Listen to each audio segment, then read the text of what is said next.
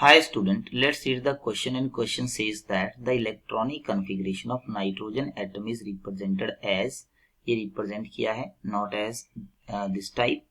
And statement second है, the configuration of ground state of an atom is one which has greatest multiplicity.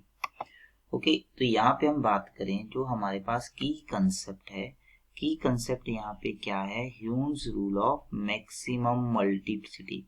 की concept हम यहाँ से बात करें, ये आपके पास क्या, this is your Hume's rule for maximum multiplicity. ये आपके पास जो है, this is your Hume's rules for maximum multiplicity.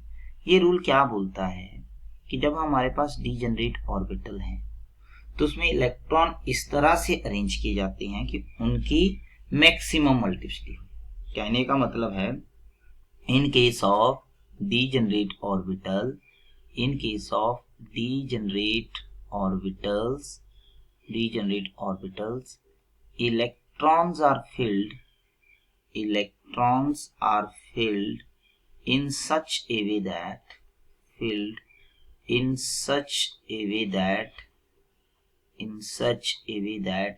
they have maximum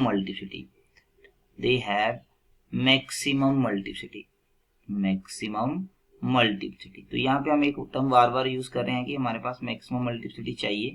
तो ये मल्टीप्लिसिटी क्या होता है, this is equal to 2s plus 1. यहाँ पे s क्या है, total spin. This is your multiplicity और s यहाँ पे क्या आ जाएगा, that is your total spin. अब देखिए यहाँ पे हमारे पास 3 अनपेयर्ड इलेक्ट्रॉन है. एक इलेक्ट्रॉन का स्पिन होता है हाफ, तो 3 इलेक्ट्रॉन का स्पिन कितना आ जाएगा, दैट इज योर 3 हाफ. तो इसका मतलब स्पिन मल्टीप्लिसिटी कितनी होगी, 2 इंटू 3/2 प्लस 1. ये यहाँ से कैंसिल हो गया, यहाँ पे कितना आ गया, दैट इज योर 4. अब यहाँ पे एक ही अनपेयर्ड इलेक्ट्रॉन है तो स्पिन मल्टीप्लिसिटी कितनी होगी, that is your half. Spin हो गया हाफ. स्पिन मल्टीप्लिसिटी कितना आ जाएगा, 2 इंटू 1/2 प्लस 1. तो यहाँ पे देखिए ये कितना आ गया, 2. तो इस केस में स्पिन मल्टीप्लिसिटी क्या है, इस केस में स्पिन मल्टीप्लिसिटी ज्यादा है. इसका मतलब हमारे पास जो है वो स्टेटमेंट 1 भी करेक्ट है और ये जो स्टेटमेंट सेकंड है ये आपके पास जो है वो ह्यूम्स रूल को कॉरस्पॉन्ड करती है और ये इसका एक्सप्लेनेशन भी है.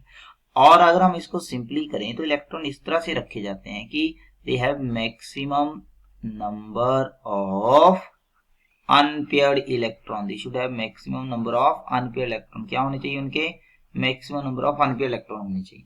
तो इसका मतलब क्या है, स्टेटमेंट 1 आपके पास ट्रू है, स्टेटमेंट 2 भी ट्रू है और इसका एक्सप्लेनेशन भी है. तो ए ऑप्शन जो है that will be a right answer. So I hope this will clarify your doubt. Thank you.